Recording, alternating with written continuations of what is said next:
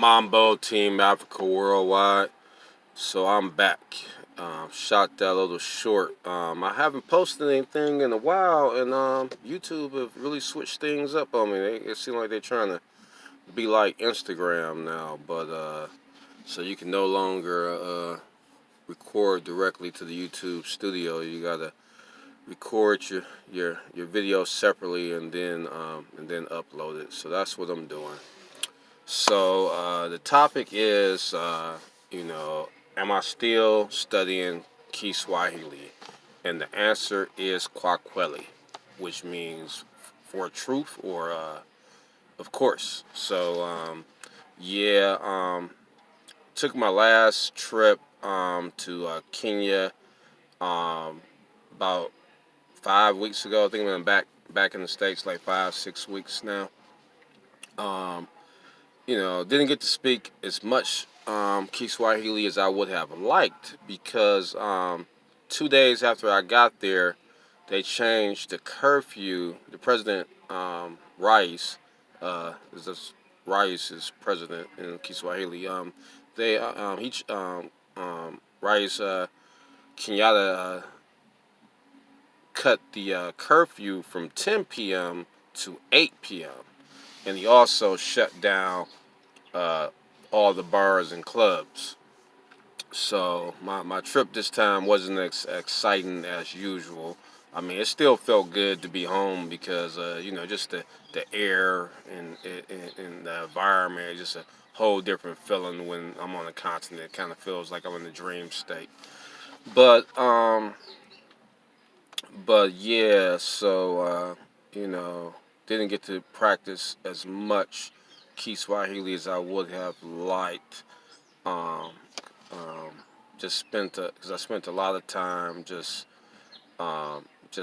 working because I work online and then I had to go back and forth to the shopping center for food and stuff and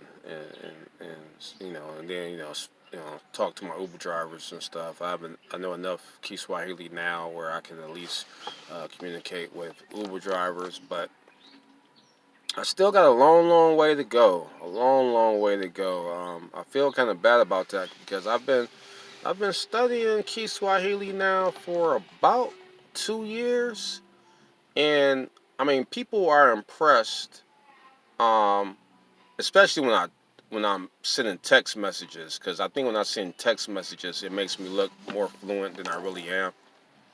But I'm still at the point where if I watch Kiswahili movies or news programs or TV shows, it's still too fast for me. I have a hard time trying to figure out what they're saying. They say that when you pick up a second language, it's better to do it when you're young, and the older you get, the harder it gets. And I think that's true. I spent a lot of time uh, trying to learn Espanol when I was younger, and I did a pretty good job. I was probably almost semi-fluent because I was doing that because the U.S. In my opinion, Spanish is the unofficial second language of the U.S. And at that time, I didn't have plans to repatriate. I was trying to be a Pan African while in America. That was my goal, and so I was like, well, let me pick up this Spanish. And had I spent that time combined with the time that I've spent on Kiswahili, all on Kiswahili, I believe I would be fluent or semi-fluent by now. Um, Also in high school, I did a year worth of French, and that was a waste because if you study a language for only a year, it's like you might as well not even study it. But so yeah, I hope that you all will continue to follow my journey of picking up Kiswahili because I believe in order for us to truly be African Americans, we have to speak an African language. How can I call myself African? A mosquito in here trying to get me. How can I call myself African if I'm speaking English. If English is the only language I know, so I know a lot of Latino people don't even let people claim to be Latino if they don't speak Spanish, which I guess makes a little bit of sense. And so yeah, so that's the thing. I want to pick that up, and I encourage all other Pan Africans to pick up Kiswahili. I seriously think Kiswahili is the future. Um, so yeah, there's different programs out there, and I'll probably put the links in the description. You got Duolingo. It's free with advertisements. They have Swahili. Um, there's there's Pensler. Um, Pensler is a little bit more pricey, but I like Pensler. It's the newest one I come across. Um, so far, I've only done the first four set of units. I think it's 5 sets of 4. No, it's uh it's 6 sets of 5 because it's 30 lessons altogether. So I've completed the first 5. I really didn't learn anything new since I'd already been studying on other programs, but I do like the way they set it up. It's no reading or typing. It's completely listening to native speakers and then repeating um, the, um, the words back. I think that's a good style. I was on Rosetta Stone at one time, which seemed to be pretty good. It's picture based, but I think that's a shady company, Rosetta Stone. You know, it's super expensive, and then once you sign up, it's super hard to. They don't even have it set up on the website where you can cancel the automatic subscription. You know, you got to go through your bank and file a dispute to even get it to stop. So that's real shady business to me. So I don't suggest them.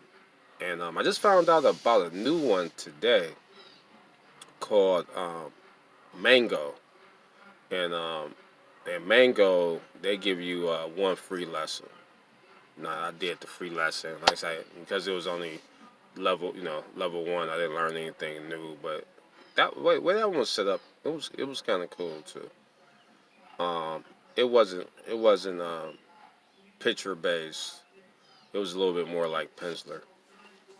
So those are some tools that you can use to learn Swahili. I also have some books that I bought in Kenya, which I think are great.